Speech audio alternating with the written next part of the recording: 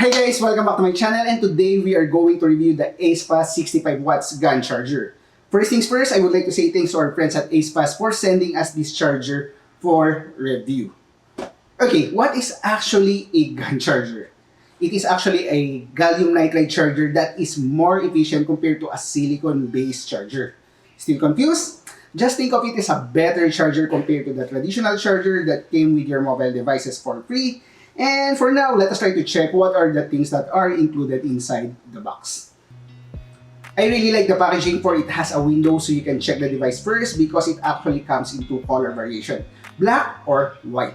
Then it comes with a very nice heavy duty Type-C cable, and the charger itself also feels great and durable. Aside from those things, it comes with a quick start guide as well. For the specs of the charger, it has 3 ports. First is the USB-C 3.1 with 60 watts max output, while the USB Type-A port is USB 3.0 and has a 1 ampere max output, while the last port is the HDMI port, which is actually capable of 4K 60Hz output. And you might be wondering, why is there an actual HDMI port in a charger? I have been testing this charger for several weeks now, and I really like the feature of that HDMI port. You can actually output the display of your devices in a TV or a monitor. Just make sure that your device is also capable of that functionality. For the devices that we have tested, and it works with the Nintendo Switch and the Huawei P30 Pro, and let us see on how it works on displaying an output coming from that HDMI port. Okay guys, and here is the actual charger, and the HDMI cable is already connected in here, and the other end is connected to this BenQ monitor, while the Type-C cable will be connected to our Nintendo Switch and see if it will charge, and at the same time the display on the Nintendo Switch will project to this BenQ monitor. And guys, as you can see, this is actually a heavy duty Type-C cable. And now let us try to plug it on the wall. Okay, and plug it in here. Okay, and let's place it there. Okay guys, and as you can see, there is already a charging icon on the Nintendo Switch, and at the same time we can try to play games while it is actually connected to this monitor. Okay, what moves? Okay, and there you have it. It works, and it works great, and I have tried to play with this Nintendo Switch for a couple of days already, and it's working. You must able to charge the Nintendo Switch, but remember to always charge your controller as well. And now we will be using our Huawei P30 Pro mobile phone to check if it will charge, and at the same time we'll mirror the image on the phone display to this monitor using the same charger and HDMI cable and Type-C cable. Okay, and let's try to plug it in here. It's already connected there, and the HDMI cable is connected here, and it is actually charging, and as you can see, it is already mirrored to this monitor. It's working, and fortunately enough, our Huawei P30 Pro has the capability of desktop mode. Let us try to check this option. Okay, desktop mode, and guys, as you can see, touchpad, I can move the mouse in here. It is working. I can open this one, Google, and other things as well. Of course, I really don't like to browse or use a desktop mode using my mobile phone. I want to use a mouse and keyboard. So what we have here is a mouse and keyboard, a wireless mouse and keyboard with a USB dongle. And let us try to check if this one will work with the charger again. Okay.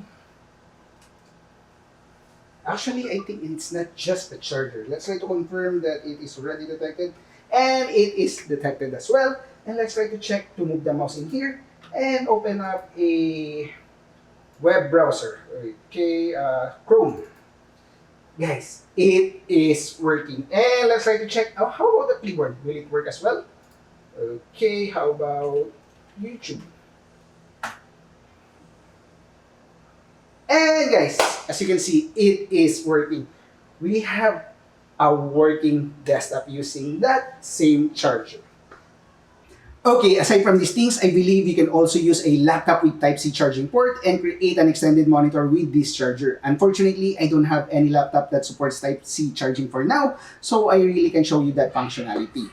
Now for the charging performance. Guys, there are actually several chargers out there that are advertised as quick charger or fast charger but are actually not. But for this Acefast 65 watts GAN charger, it actually works. Now for the devices that we have tested so far and charging from 10% and checking every 30 minutes, here is the actual results.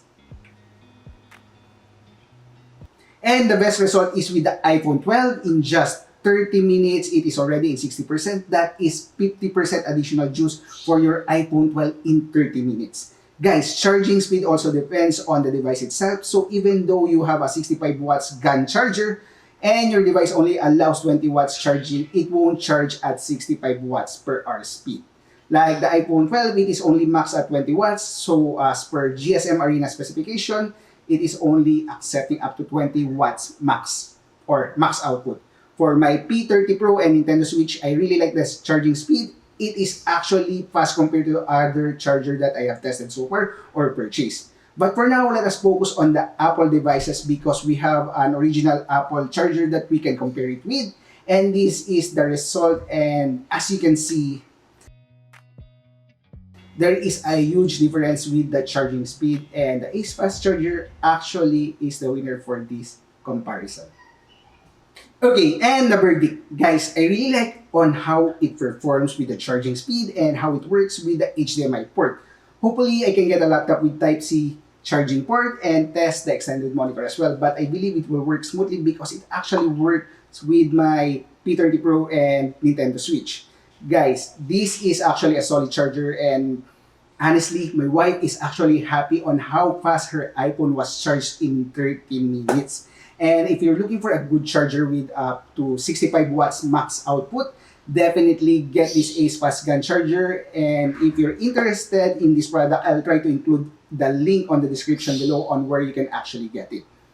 I think that is all. And if you have comments and suggestions, comment down below or message me at JK Chavez on FB page.